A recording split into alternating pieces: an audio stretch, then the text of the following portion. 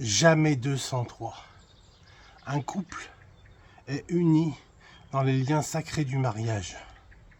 C'est ce qu'a écrit Jean-Paul II, le pape, un pape exceptionnel que nous avons eu et qui parle de la sexualité. Ce best-seller qu'il a écrit et publié en 5 langues a été vendu à plus de 50 000 exemplaires et a largement contribué à faire connaître la théologie du corps en France et en Europe.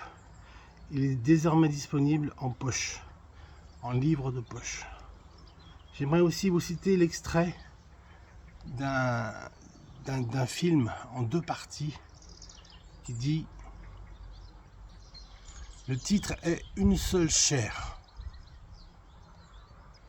Dans Marc au chapitre 10 au verset 6 à 9, il est écrit: mais au commencement de la création, à l'origine des temps, quand Dieu créa les cieux et la terre, en 6 jours, en 6000 ans, car un jour est comme 1000 ans, et 1000 ans est comme un jour.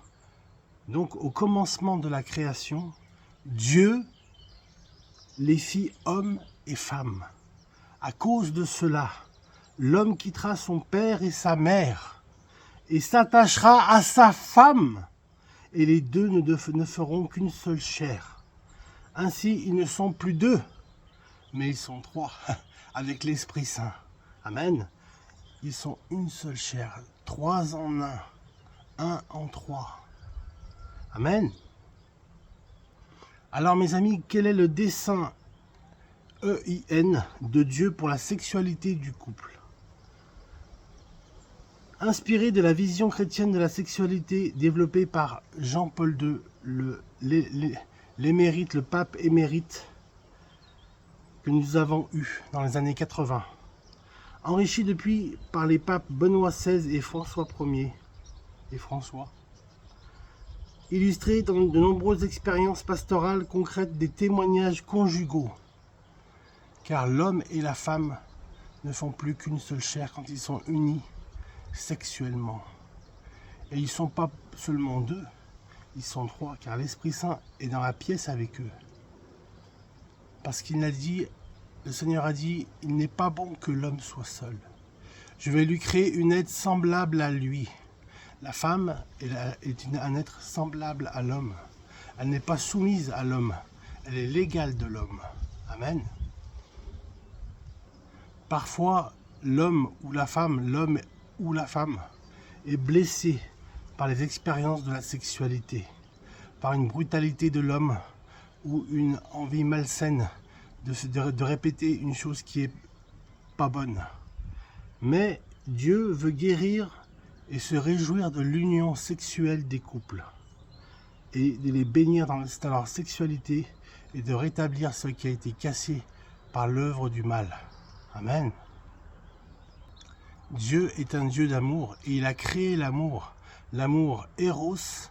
L'amour Eros est un amour très important pour Dieu. Parce que Dieu a dit: soyez heureux et multipliez-vous sur toute la surface de la terre. C'est-à-dire que quand nous aimons, quand nous faisons l'amour avec notre conjoint, nous sommes en osmose avec l'amour de Dieu. L'amour vertical de Dieu, Dieu fait homme, et l'amour horizontal, aimer notre prochain. Mais là, c'est bien plus que ça. Quand on est unis par les liens du mariage, unis par l'alliance, nous avons fait alliance avec notre conjoint, pour le meilleur et pour le pire. Le Code civil est très précis et nous cite donc des versets de la Bible, du Code de Napoléon.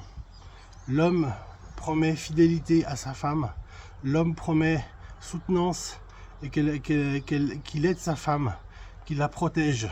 Et la femme doit aimer son mari et doit être un soutien pour elle. Mes amis, les époux sont unis dans les liens sacrés du mariage. La sexualité, c'est comme une rose fuchsia, une rose rouge et une rose blanche. La blancheur de la pureté, le fuchsia de la gaieté, de l'amour, de la joie, et le rouge de la passion. J'aime ma femme avec ces 3 roses. La rose rouge, la passion, la rose blanche, la pureté, et la rose fuchsia, l'amour, l'harmonie et la beauté. Que Dieu vous garde et vous bénisse. Soyez heureux en couple. Dieu veut votre bonheur. Dieu veut vous donner tout ce que vous avez besoin pour avoir une vie de couple accomplie, heureuse, épanouie et respectueuse l'un de l'autre. Soyez bénis mes amis. Que Dieu vous garde dans votre sexualité. Amen.